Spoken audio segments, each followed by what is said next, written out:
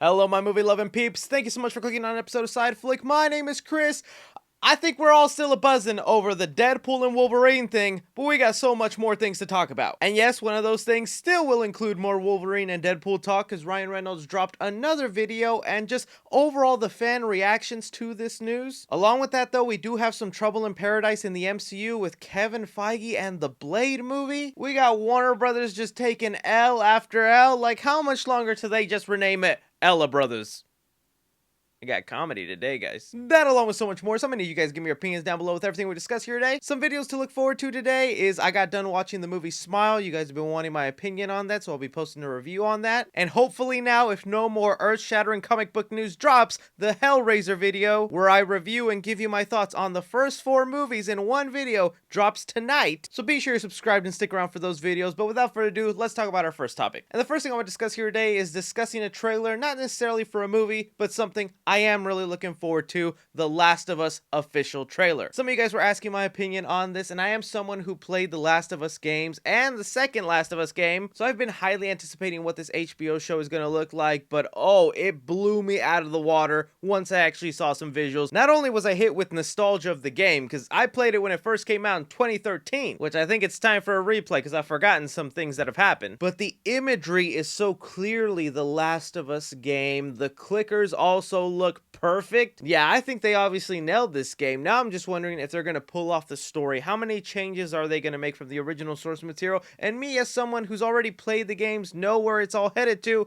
does that kind of ruin it for me? Because one of the reasons I love The Last of Us is just because it feels like I'm actually playing a movie. So I would argue you don't really even need the show when the game does exactly that. But I'm still excited for this nonetheless, super hyped. Bringing it over to some drama going on Warner Brothers. Not going to spend too much time on this, but we still got to discuss it because Warner Brothers, man, is just taking deep dives. It's just been revealed that shareholders are suing Warner Bros. And Discovery for allegedly lying to them about how many HBO Max subscribers they have. Exactly what was said here. Warner Media was improvidently concentrating its investment in streaming and ignoring its other business lines, and overestimating the number of subscribers to HBO Max by as many as 10 million subscribers, by including as subscribers AT&T customers who received bundle access to HBO Max but had not signed on to the service. And this is what I mean, man. Like, we thought Zaslav was coming in to clean up the house, fix up everything going on at Warner Bros., and make it a respectable studio again. And then it's just firing all the animation department,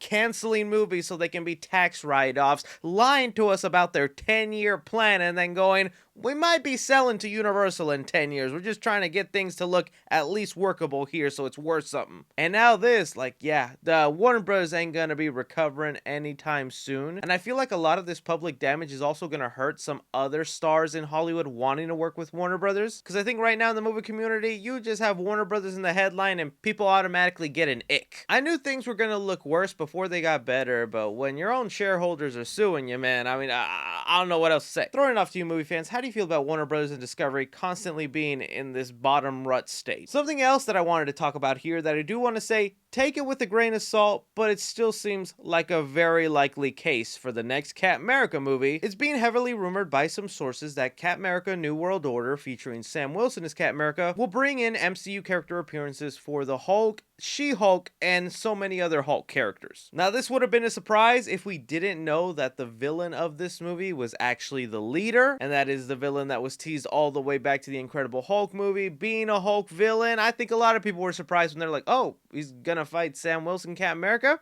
Alright, we'll see how that goes. But even though this Captain America is just getting so much hate from people who really say in my comment section, not my Captain America, that's the Falcon, what are you talking about?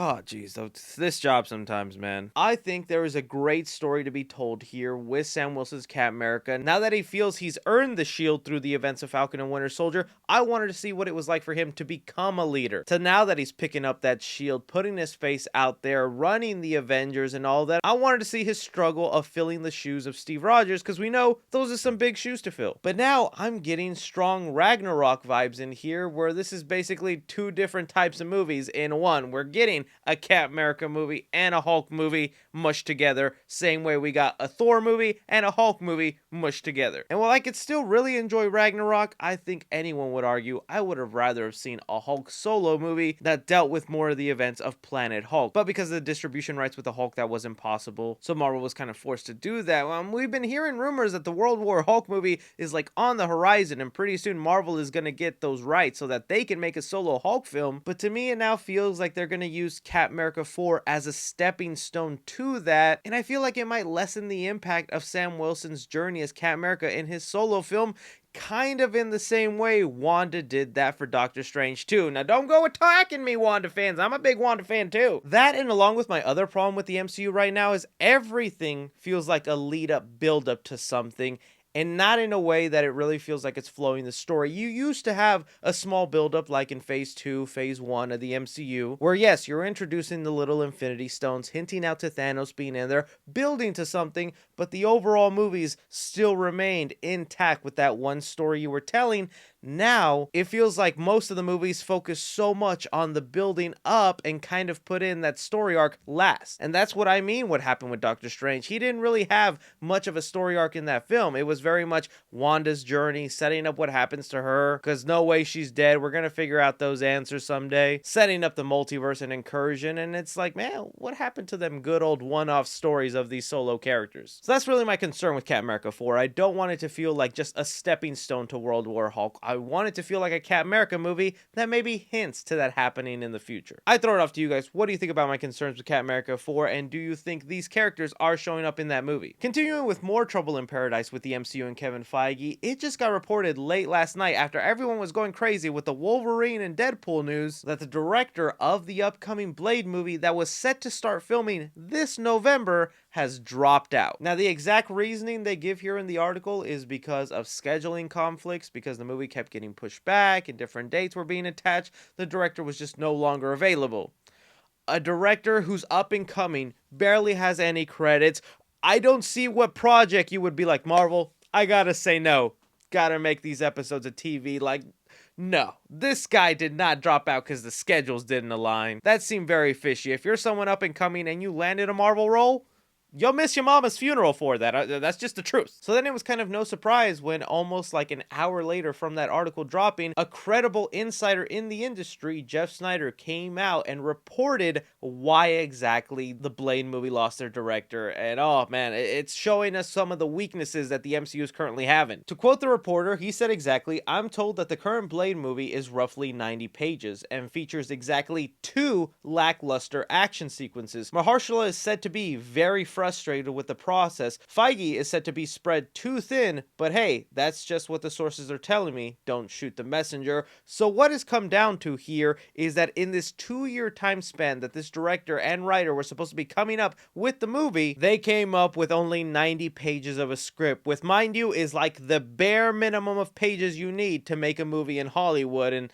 that wasn't starting off like a good sign. Plus, in the script, the movie was only going to feature 2 action sequences, which in MCU standards, that's just not going to cut it. In fact, that wouldn't even cut it for any modern superhero day action movie. But what was most intriguing of all is them mentioning here Kevin Feige is spread too thin, meaning that Marvel is just doing way too much, and Kevin Feige is only one person. He can't be overseeing everything. I think we have all noticed a bit of a dip in quality in the MCU. I'm not going to say it's trash or going complete abysmal. I am still on board with it, but Phase 4 I think has shown some real weak spots in the MCU, and that maybe Kevin Feige is chewing on more than he can take with like 8 different Disney Plus series, 4 movies coming out a year, these new holiday specials they have coming out, planning the next 10 years. Like, there's bound to be some slip-ups and things he's just overstayed his welcome on. We even heard it when they were trying to find a new director for the Fantastic Four, saying that Kevin Feige was looking for an experienced director that he wouldn't have to babysit and they can go and make the movie themselves. I mean, the clear answer would be to dial everything back, go a little slower, but Marvel is already committed, man. They have shown us a roadmap for the next 5-6 years, and they got to commit to that. At least that's what they've been known for. Like, in all the years of the MCU, the only thing they really didn't commit to was an Inhumans movie, but instead we got an Inhumans TV show. If you want to look at the silver lining, at least Kevin Feige caught this before they started making the movie, even though it was close to filming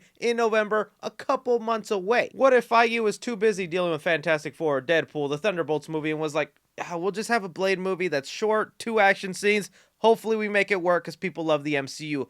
He is still stopping the projects if they're not meeting the quality he desires. And maybe with fans recently complaining about Phase 4, it kicks him in the butt a little bit to be like, yeah, we got to get back to our old tradition and stop having people make fun of us on TikTok. Still, it's just interesting to hear and not really that surprising, but I throw it off to you guys. How do you feel about Blade losing its director and the specific reasons for why the director was let go? Moving on now, talking about some Deadpool 3, the internet is still a-roaring and going crazy over the announcement that just blew our minds. Hugh Jackman Wolverine is coming back in the role one more time for this movie. Ryan Reynolds this morning even posted a follow-up video to his one from last night. I would play the entire thing, but last night I got copy striked over the one I reacted to, so I'm just gonna play you little snippets from it. I had a lot of questions. I'm sure you had a lot of questions, but rest assured, we're going to answer them right now. Essentially, the joke that went on in this video is Ryan and Hugh Jackman were about to explain how this movie is possible if Logan died in the movie Logan. And it just turned out to be one big joke where music starts playing as soon as they start explaining things. But that has been like the #1 concern and topic of conversation amongst fans is,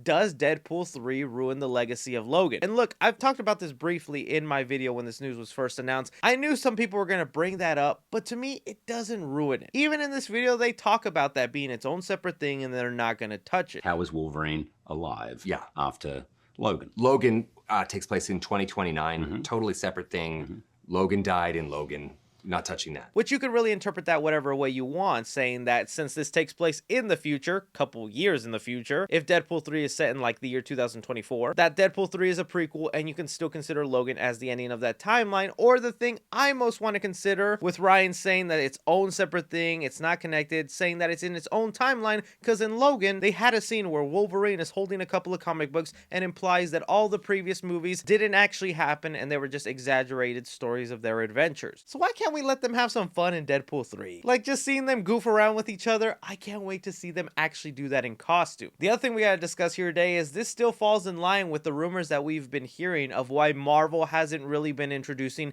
their version of the X-Men in the MCU. If you guys remember, I did a video a while back talking about the shocking reason why it's gonna be a long time till the year 2025 that we see any official New Mutants like Cyclops, Wolverine, Storm, and that's because there are some weird legal contracts that make it so that the MCU is not allowed to replace any previous Fox characters until the year after 2025. And Deadpool 3 right now is still following in those rules. So whatever other mutants we see in here are going to be mutants that we've seen in the other Fox movies, which again stands to my reason that this movie is going to take place for the most part in the Fox universe. Maybe there's an incursion or some sort of like Spider-Man No Way Home thing that teleports them to the MCU for a little bit and they're confused why they're here. It's also brought up the question among fans, can we expect to see them show up in Secret Wars? Like, people are making Secret Wars like the biggest, most gigantic movie. We're all expecting to see Toby, Andrew, Hugh Jackman, Deadpool. Oh man, it's becoming that photo that you see online of just every single IP character in one screen. That's what Secret Wars is starting to feel like, and I'm like, it's gonna let us all down with these expectations we're setting. Nevertheless, some of this aftermath with Deadpool 3, I want to know from you guys, how do you feel about the fan reactions, your take on the Logan situation, and some of your theories to what could happen. But that is all movie news we currently have going on right now, guys. I want to thank you so much for taking time out of your day to watch me talk some movie news. Don't be forgetting to hit that like button. Stay tuned for all the other videos I got, the Smile review, Hellraiser video. I love yo faces, but as always, my name is Chris. Take care.